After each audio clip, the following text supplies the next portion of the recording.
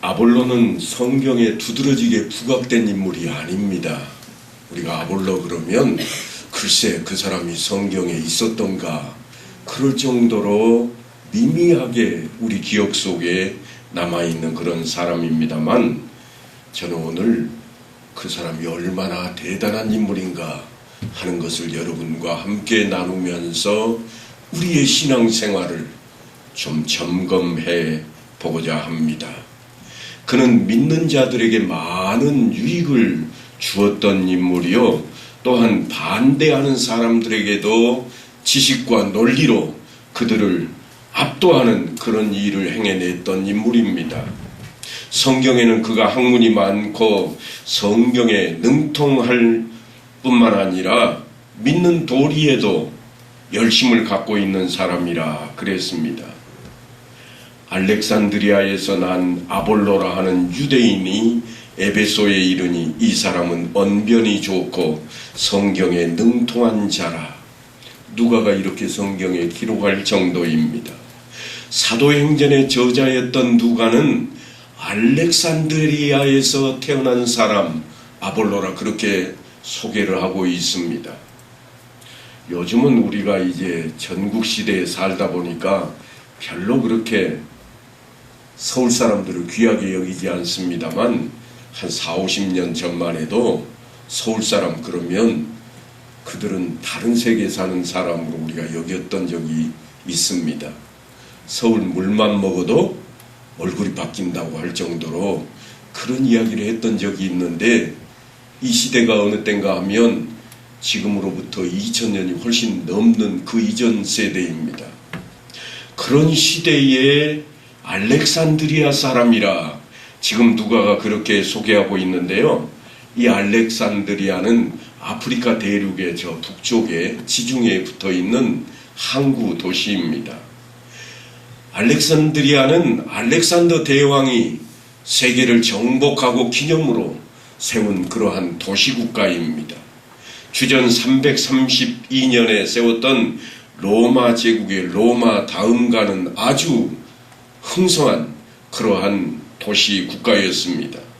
당시의 세계 문화와 문명과 사상과 철학과 정신에 있어서 가장 앞서가는 그런 도시였기에 아볼로가 그곳 출신이라 그렇게 하는 것만 해도 굉장한 겁니다.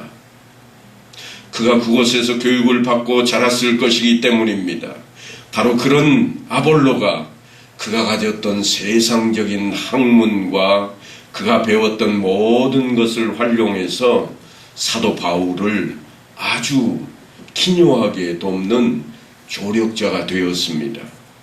그가 어느 정도 대단한 실력가였고 힘이 되었는가 하면 사도 바울과 비교할 정도로 그만큼한 자리에까지 도달하게 되었습니다. 고린도 전서는 고린도 교회에 일어났던 분파 때문에 사도 바울이 썼던 편지입니다.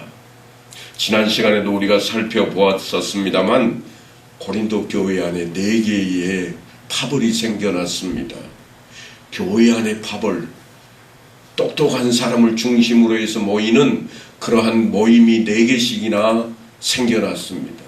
거기에 보면 기독교의 모체라고 하는 베드로 선생을 중심으로 하는 베드로파, 그 다음에 거기 와서 목숨을 걸고 복음을 증거했던 바울을 중심으로 한 바울파, 그리고 나는 이쪽도 저쪽도 아니라 그렇게 선포하고 나선 그리스도파, 그러니까 예수파입니다. 그리고 다른 파가 하나 더 있는데 이들의 모임이 누군가 하면 아볼로파입니다. 아볼로라고 하는 사람이 예수님의 직계 제자인 사도가 아닙니다. 그런데 사도들과 동등하게, 아니 예수님과 동등하게 한 교회의 파벌로 형성될 정도로 그가 유명한 인사가 되어 있습니다. 사도 바울이 아볼로를 이렇게 평가합니다. 나는 심었고 아볼로는 물을 주었으되 심는 이와 물 준 이는 한 가지라. 여러분 얼마나 놀라운 이야기인지 모릅니다. 사도 바울이 하는 얘기가 나는 심었는데 그가 물을 주어서 키웠다. 그렇게 인정을 하고 있습니다.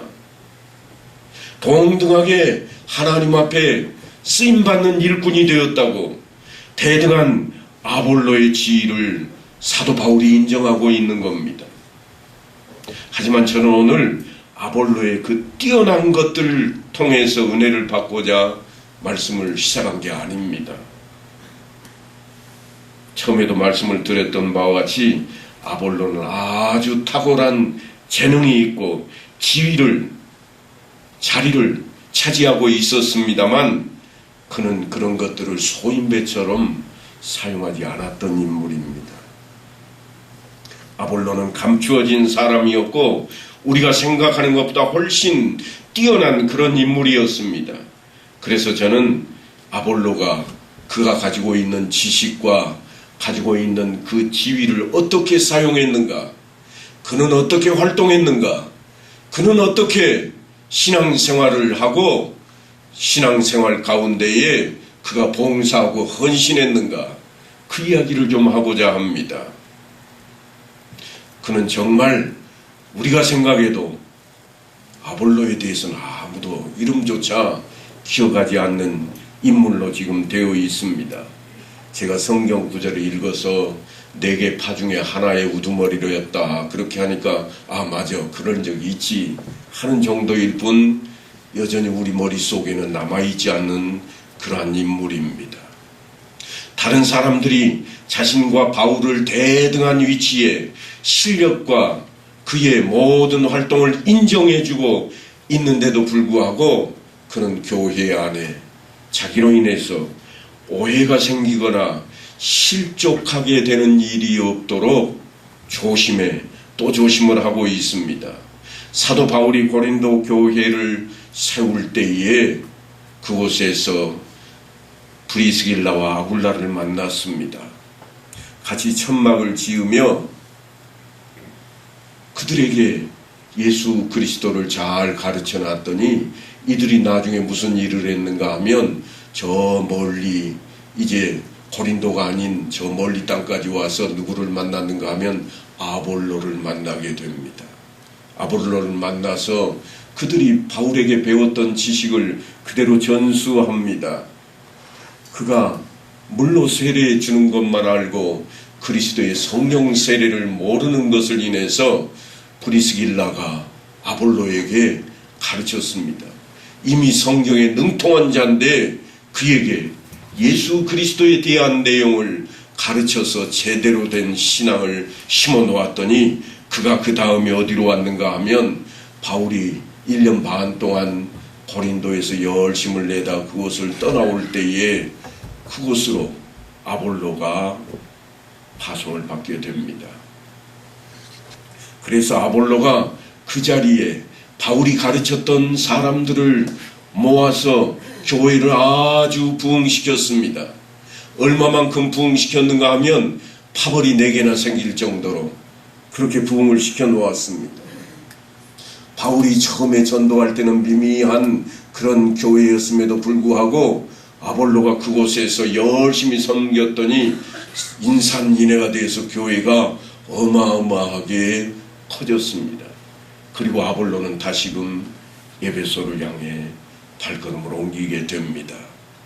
그리고 후에 그 자리에 또 다른 사역자들이 가서 틀림없이 하나님의 말씀을 전하고 가르쳐 왔을 것입니다. 그런데 바로 그때에 고린도 전서에 보면 사도 바울이 고린도 교회에 대한 이야기를 이렇게 이야기합니다. 형제 아볼로에 대하여는 그에게 형제들과 함께 너희에게 가라고 내가 많이 권하였으되 지금은 갈 뜻이 전혀 없으나 기회가 있으면 가리라. 바울도 떠나고 아볼로도 떠났습니다. 그런데 나중에 들려오는 소문을 들으니까 교회가 난리가 났답니다. 어떻게 난리가 났는가? 이쪽에는 아볼로 파라, 저쪽에는 바울 파라, 한쪽에서는 베드로 파라, 아니 우리는 이도저도 아니라 그리스도 파라. 그래서 교회가 내종나게 생겼습니다. 교회가 갈라지게 생겼습니다. 그래서 바울이 아볼로를 불러드립니다. 아볼로여, 제발 고린도 교회에 좀 가주라. 그런데 극구 사양합니다. 아볼로가 사양합니다. 왜 아볼로는 사양하고 있을까요? 우리 생각 같으면 아볼로가 가면 한 방에 다 해결될 것 같습니다. 아니, 사도 바울이 가도 그냥 해결될 것만 같아요. 지금은 사람 숫자가 많아져서 이리 뛰고 저리 뛰는 그러한 작은 대장들이 생겨가지고 골목대장 노릇을 하고 있지만, 거기에 총대장 한 명만 떡하니 버티면 그냥 하나 될 것 같습니다. 그래서 바울이 아볼로를 보내고자 했습니다. 사실 아볼로 입장에서라면 그 자리에 갔어야 합니다. 그러면 다 자기 파로 이끌어 드릴 수가 있잖아요. 아니, 바울 입장에서 본다면 아볼로를 보내면 안 됩니다. 자기를 따르는 사람들에게 힘을 주어서 자기 세력을 더 키웠어야 됩니다. 그런데 바울은 아볼로에게 가라고 그렇게 밀고 있고, 아볼로는 아니요, 지금은 안 됩니다, 안 갈랍니다, 그렇게 버티고 있습니다. 아볼로는 지금 자기가 가서 일하는 것으로 인해서 현재 고린도 교회에서 지도하고 있는 지도자들에게 누가 될까봐 가는 것을 포기하고 있습니다. 아니, 내려놓았다고 해야 옳을 것입니다. 우리가 살펴보고자 하는 내용이, 가장 핵심적인 내용이 바로 이것입니다. 아볼로가 얼마나 탁월했던 인물이었는가 하면, 아볼로로 인해서 사도 바울이 여러 차례 성도들에게 공격을 받습니다. 사도 바울이 고린도 교회에 보낸 두 번째 편지에 보면, 그러니까 고린도 후서에 보면 이런 내용이 기록이 되어 있습니다. 그때 상황인데요, 그들의 말이, 그 편지들은 무게가 있고 힘이 있으나 그가 몸으로 대할 때는 약하고 그 말도 시원하지 않다. 바울이 자기에 대한 이야기를 들어보니까 이제 역사 속의 한 인물이 되었잖아요. 자기가 고린도 교회의 초대 목사였는데 이제는 역사 속의 인물이 되었습니다.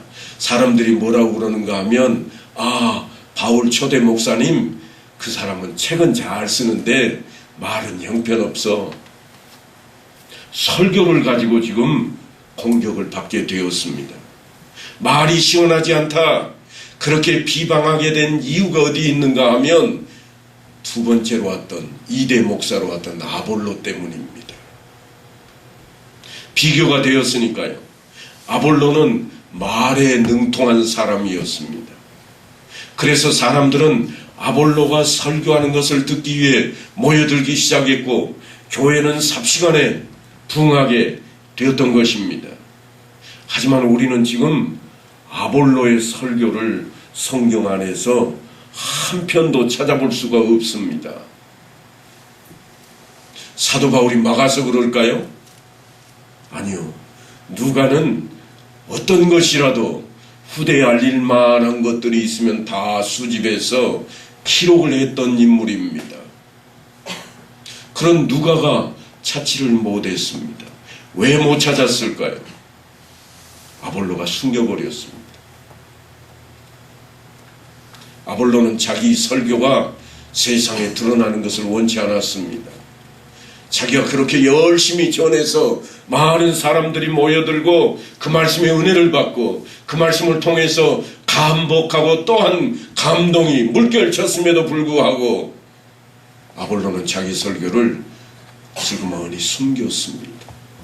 왜냐하면 자기의 설교로 인해서 이미 사도 바울이 공격받는 것을 알고 있었거든요. 자기의 선생이 공격받는 것을 원치 않았습니다. 내 설교로 인해서 그 놀라운 헌신의 1등 공신인 사도 바울이 사람들에게 업신여긴 받는 것을 그는 원치 않았습니다. 그래서 아볼로의 설교를 누가도 사도 바울도 찾을 수가 없었습니다. 말 재주가 있는데도 그것을 기록해 놓지 않은 게 아닙니다. 사람들이 찾지 못하도록 아볼로가 그렇게 만들었고, 성경은 우리에게조차 미미한 존재로 아볼로를 기억하지 못하게 만들어 놓고 있습니다. 어쩌면 하나님의 일을 하는데 말을 잘 못하는 쪽이 훨씬 나을지도 모른다고 하는 내용이 성경이 주장하는 내용일 수도 있습니다. 사도 바울은 말의 언어라는 사람이었습니다. 그런데도 그가 한 일은 어마어마합니다. 우리가 서울을 한번 갔다 오는 데에도 옛날 걸어서 다니던 시절에는 사람들이 한 달을 잡았다고 그럽니다. 그런데 10배 아니 20배 30배나 먼 거리를 사도 바울은 한 번 아니라 4번 5번까지 열심을 내서 주 예수 그리스도의 복음을 증거하고 또 증거했던 인물입니다. 그가 말을 잘해서가 아닙니다.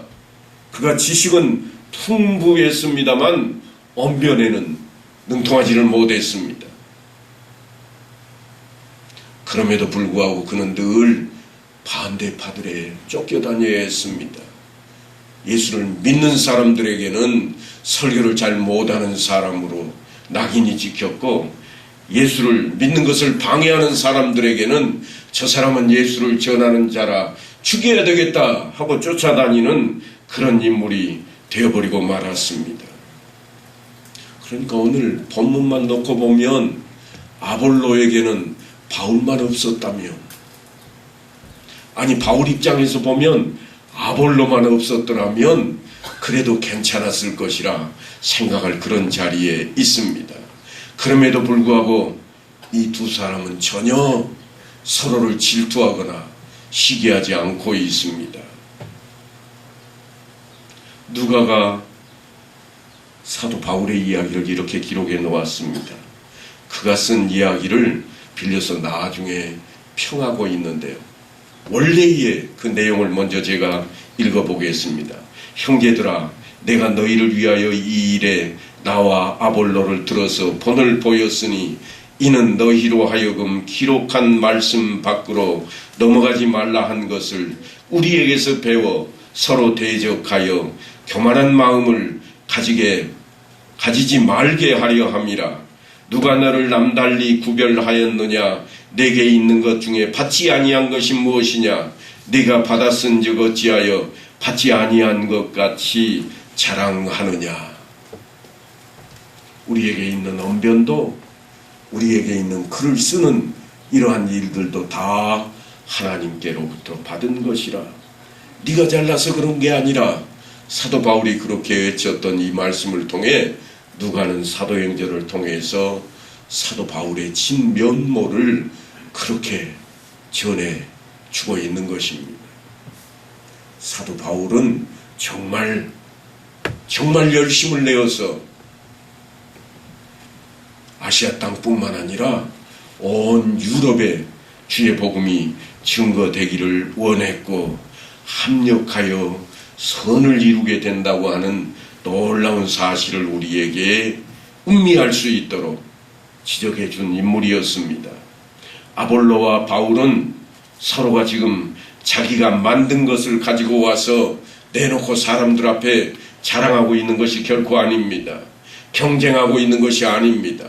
그래서 한 사람은 심었고 한 사람은 물을 주었다고 표현하고 있고, 한 사람은 그냥 자기가 언변이 뛰어났던 것을 덮어서 한 사람을 낮추지 않기 위해 열심을 내고 있는 것입니다. 우리의 신앙생활을 한번 가만히 들여다보십시다. 정말 내가 교회 안에서 다른 사람들을 낮추고 내가 더 잘난 것을 드러내려고 했던 적은 없는가? 종종 듣는 말씀입니다만 저에게 그런 이야기를 하시는 분들이 계십니다. 목사님, 제가 더 낫지라. 이건 개인적인 얘기니까 좀 덮어두더라도 이제 기관으로 가면 그럽니다. 목사님, 우리가 훨씬 잘하지라. 자신들의 자랑거리를 만들고 있습니다. 어쩔 수 없는 사람의 본성입니다. 그 그러나 사도 바울은 그것을 내려놓아야 되겠다고, 아니 아볼로는 아예 내려놓고 있습니다. 이것이 오늘 우리가 성경을 통해 깨닫고 우리 자신을 돌아봐야만 할 그러한 내용입니다. 이것이 우리가 처음부터 기억해야 할 것 가운데 하나입니다. 사람마다 다 각각 다릅니다. 다르다는 것을 우리는 존중해야만 합니다. 어떤 사람은 말을 잘할 수도 있고, 어떤 사람은 만나기만 하면 그냥 그 사람 쫓아가서 놓지 않고 싶은 그런 사람도 있을 수가 있고, 어떤 사람은 아주 잘생겨서 흠모할 만한 그런 인물일 수도 있고, 어떤 사람은 저 사람 정도는 돼야 내가 돋보이겠다, 그래서 아주 못생긴 사람일 수도 있습니다. 그러나 다 제각각 필요해서 만들어진 사람이요, 똑같이 잘난 사람만 있다면 이 자리가 왜 필요하겠습니까? 남편이 남자이면 아내는 여자여야 됩니다. 하나님께서 가정을 그렇게 만드셨습니다. 다른 것을, 아니 부족한 것을 채울 수 있도록 돕는 배필이라 그랬습니다. 자랑하기 위해 만들어 놓은 게 아니라 돕는 배필로 더 잘난 것을 첨가해 주셨다고 하는 것입니다. 마찬가지로 교회에서도 나와 다른 것을 가진 사람들을 우리로 하여금 만나게 하십니다. 다른 것을 소유하고 있습니다. 그런데 그때 우리가 꼭 기억해야 될 것이 있습니다. 그게 뭔가 하면, 누가 더 높은 자리에 앉을까? 누가 더 대접을 받아야 될까? 이것을 내려놓아야 된다고 하는 것입니다. 세상은 그것을 위해서 있습니다. 더 똑똑하고 더 훌륭한 사람이 높은 자리를 차지하고, 높은 자리를 차지한 만큼 대접을 받아야 됩니다. 그래서 세상은 자리가 정해져 있습니다. 서열이 있습니다. 그러나 교회는 섬기기 위한 자리로 있을 뿐 서열을 따지기 위해서 있는 자리가 결코 아닙니다. 그래서 뭐라고 부르는가 하면 하나님의 종이라 그럽니다. 종이 뛰어나 봐야 종이죠. 그래서 목사를 부를 때도 하나님의 종이라 그렇게 부르는 겁니다. 물론 말씀을 먼저 연구하고 또한 신학을 해서 여러분 앞에 말씀을 증거하고 있지만, 여러분과 다를 바 없고 목사에게도 흠이 있고 부족한 점이 틀림없이 많이 있을 겁니다. 그래서 장로교회에서는 당회를 구성하기 위해 장로님들을 세우고, 당회를 통해 교회를 함께 지도하고 인도하게 만들며, 안수집사와 권사님들을 세워서 봉사하고 헌신하는 일을 하게 했습니다.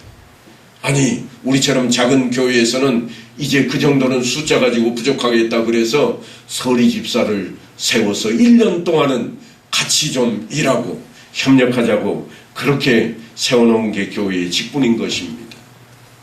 그러니까 어느 자리 차지하자고 있는 그런 직분이 결코 아닙니다. 누가 윗자리에 있는가? 아니요, 그렇지 않습니다. 아마도 교회에서 가장 윗자리 그러면 목사를 생각하기 쉬울 것입니다만, 목회자는 여러분을 가르치고 그것을 알게 하도록 세워놓은 존재일 뿐입니다. 그러니까 목회자가 여러분에게 그 일을 가르치지 않고 태만하다면 직무를 유기하는 겁니다. 여러분은 배우셔야 됩니다. 성경도 배우시고 교회 안에서 질서도 배우시고 어떻게 일을 할 것인가, 봉사도 배워서 누가 일을 할 것인가, 목사가 일하는 게 아닙니다. 목사의 사역은 여러분을 가르치는 데 있고 여러분이 그 사역을 행해야 하는 겁니다. 여러분이 일을 하는 겁니다. 그게 교회입니다. 요즘 전쟁 얘기가 우리 안에 가득 채워져 있습니다. 왜냐하면 우크라이나와 소련의 전쟁 때문에 그렇죠. 물론 우크라이나 내전이라고 말은 그렇지만 소련이 개입이 되어 있습니다. 그런데 여러분, 요즘 보니까 미사일이라고 하는 것이 종종 날아가면 난리가 나더라고요. 그런데 미사일에도 종류가 두 종류가 있습니다. 하나는 직격에서 그 자리를 터뜨리는 막강한 거리도 멀리 나가는 게 있는가 하면 어떤 것 하나는 그냥 미사일이 가서 공중에서 폭파돼 가지고 몇만 개의 파편이 되어서 2차 폭발을 해서 많은 사람을 살상하는 그러한 무기도 있습니다. 그렇다면 교회 안에 목회자는 어떤 위치에 있을까요? 아마 막강한 실력을 가지고 먼 거리까지 날아가서 그렇게 공격하는 미사일 정도가 목사일 겁니다. 그렇다면 성도들은요 그냥 한꺼번에 한 자리에 있지만 순식간에 흩어지면 빵 터져서 온 세계를 다 뒤집어 삼키는 것처럼 여러분이 이 엄다 지역을 다 삼키는 자리로 나갈 수 있습니다. 어떤 게 더 무서울까요? 단발보다는 산탄이 훨씬 무섭습니다. 바로 그 자리가 여러분의 자리입니다. 무슨 말씀인가 하면 불신자들이 예수를 믿으면서 가장 놀라는 사실이 목사님이 예수 믿는데 그게 아닙니다. 뭘 보고 놀랄까요? 아니 아무개도 예수를 믿는데 그거 보고 놀라는 겁니다. 믿지 않는 사람들 처음 교회 나오면 뭘 보고 놀라는가 하면 아니 저 사람도 예수 믿어? 이게 놀라는 일입니다. 그게 여러분의 존재요 여러분의 위치입니다. 글쎄 그 사람이 교회를 나간대. 이게 훨씬 막강합니다.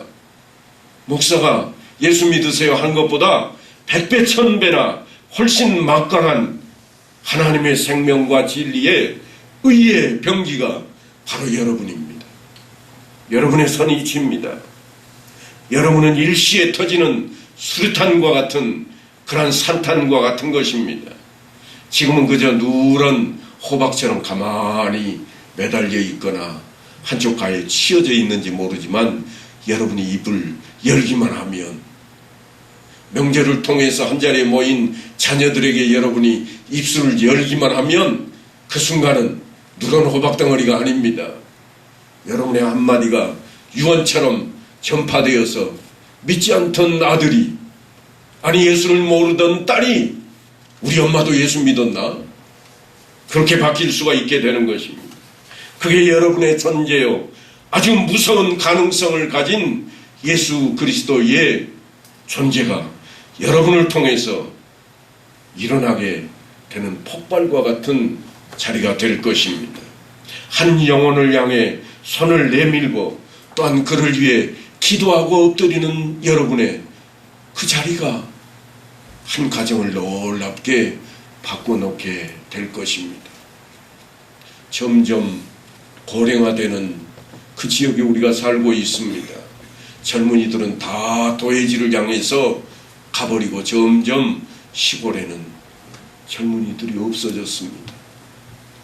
우리 교회에 계시니까 잘 못 느끼시겠습니다만 옆에 있는 주변 교회들을 가시면 우리처럼 마을 교회에 있는 교회들을 가시면 금방 느낄 수 있습니다.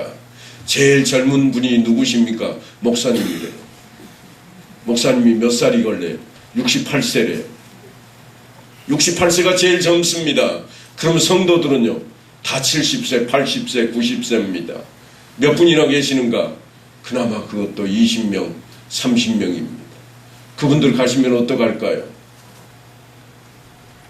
우리가 한동안 미국과 서양을 향해서 교회 문 닫는다고 손가락질했습니다. 한국 땅을 봐라. 교회가 어마어마하다. 아니 우리 교단만 해도 2만 교회가 넘습니다. 그런 이 한국 땅에서 손가락질을 했습니다.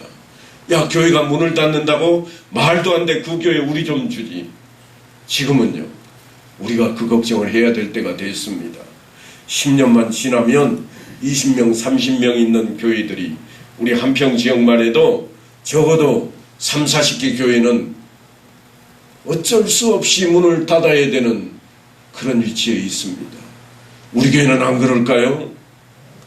우리가 지금 제대로 가르치지 않고 우리가 전하지 않아서 젊은이들이 점점 줄어들면 우리도 그 자리를 향해 가고 말 겁니다.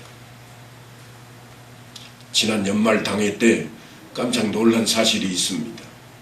우리 교회의 청년 대학부 예배를 멈출 수밖에 없는 지경에 처해버리고 말았습니다. 제가 이 말씀 드리니까 우리 지역에 있는 목사님들이 다 웃으시더라고요. 말도 안 되는 소리 하고 있다. 그것 가지고 그러냐고. 우리는 본 예배를 멈춰야 될지 걱정한다고 그러시는 분들이 계시는데요. 순식간입니다, 여러분. 그 교회가 그렇게 적었을까요? 아니, 우리 교회를 한번 생각해 보세요. 한 40년 전만 해도 주일학교 학생들이 바글바글 했습니다. 200여 명이 넘는 주일학생들이 계단에 쫙 앉아서 찍었던 사진이 지금도 걸려 있습니다. 그 교회가 어쩌다가 이제 주일학교가 10명대로 떨어졌을까요? 우리는 그 아이들만이라도 제대로 가르쳐야 됩니다. 요한계시록을 보면 7개 교회가 등장하는데 그 가운데 예수님께서 칭찬했던 교회가 있습니다. 빌라델비아라고 하는 교회인데 지금은 다 문 닫고 터만 남아있는 교회들입니다. 그런데 그 당시에 주님께서 빌라델비아 교회를 향해서 하신 말씀이 뭔가 하면 네가 작은 능력을 가지고서도 내 말을 지켰다 그럽니다. 너는 큰 능력이 있어야 된다 그렇게 말씀하시지 않았습니다. 너는 정말 작은 능력을 가지고 내 말을 지켰구나. 이게 주님께서 칭찬하신 교회에 대한 이야기입니다. 여러분에게 큰 능력을 요구하는 게 아닙니다. 여러분에게 높은 지식을 요구하는 게 아닙니다. 아주 작은 능력, 사소한 것 가지고 주의 말씀을 지키기만 한다면 우리도 주님께 잘했다 칭찬을 들을 수 있을 것입니다. 두드러지지도 않고 사람들 입에 오르내리지도 않는 아주 사소한 그런 자리에 있을지라도 우리의 하루 삶이, 내 존재가 정말 하나님 안에, 말씀 안에 거해야 된다고 하는 것입니다. 사도 바울은 우리에게 그 이야기를 이렇게 전합니다. 항상 기뻐하라. 쉬지 말고 기도하라. 범사에 감사하라. 할 수 없을 것처럼 보여지지만 이게 가장 작고 사소한 일이라고 그렇게 이야기하면서 뭐라고 덧붙이는가 하면 이것이 그리스도 예수 안에서 너희를 향하신 하나님의 뜻이니라. 하나님의 뜻이 거기에 있습니다. 항상 기뻐할 수 있도록 어째야 기뻐할 수 있을까요? 내 욕심 버리면 기쁨이 옵니다. 내가 차지하려고 하는 건 놔버리면 기쁨이 옵니다. 나눠주면서 슬프다고 질질 짤 사람은 아무도 없습니다. 남에게 양보하고 남에게 내가 손해볼 때 기쁨이 온다고 하는 것입니다. 욕심이 없다면 그렇게 되는 겁니다. 쉬지 말고 기도하라. 아니, 하나님과 늘 만나는 삶을 살라고 하는 겁니다. 하나님이 무슨 말씀을 하셨을까? 저 지금 무슨 일을 하려고 합니다. 범사에 감사하라. 감사하는 자는 어떤 사람입니까? 욕심이 없는 사람은 감사가 따라옵니다. 그저 길 가다가 넘어질 뻔해도 넘어지지 않아서 감사합니다. 감사하지 못하는 사람, 아이고 죽을 뻔했네. 오늘 운수 좋다. 그러겠지요. 네. 하지만 우리는 예수 믿는 자로 작은 일에도 감사할 수 있어야 됩니다. 그게 사도 바울이 우리에게 요구했던 이야기요, 신앙생활입니다. 그래서 아볼로처럼, 누가처럼 하나님의 일하시는 곳에, 필요한 곳에 그렇게 있지만 드러나지 않아도, 자랑거리를 내놓을 수 없어도 그렇게 감사함으로 할 수 있는 그 천국을 소망하며 이 자리에 모여서 행복하다고 외쳤던 가족과의 만남처럼 하나님 나라에 어김없이 신앙생활로 살아가는 여러분 다 되시기를 간절히 축원합니다.